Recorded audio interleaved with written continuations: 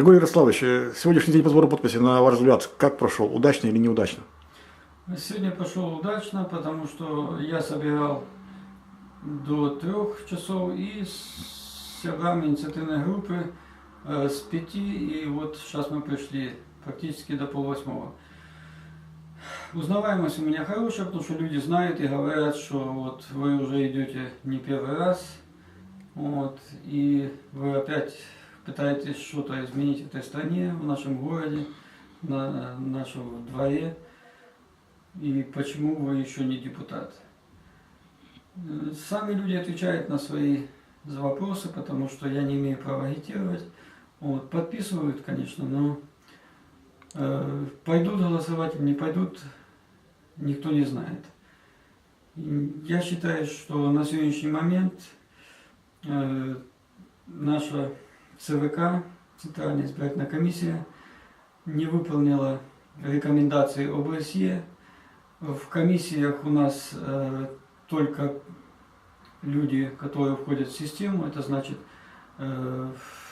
госслужащие, нет оппозиции, нет демократичных сил, нету людей и нет у них возможности их найти и выставить, потому что все люди боятся не только подписывать подписные листы, но и боятся идти в комиссии, потому что понимают, в какой они стране живут, и что выборы это просто показуха. Ну вот так в целом, много ли вам еще осталось собрать подписи для того, чтобы подать заявку? За эти 3 дня, что я собирал, практически подписи собраны.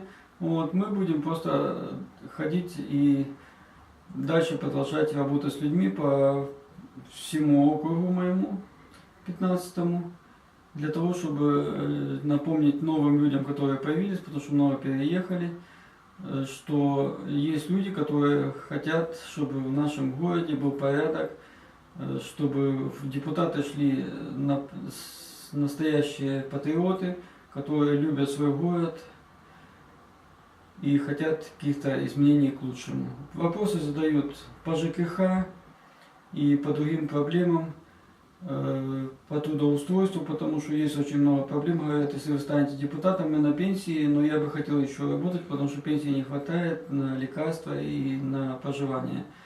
И я сказал, что таких полномочий у меня нету, но я буду пытаться что-то разворушить в этом осином гнезде в городе Барановичи. Ну что ж, удачи! Спасибо.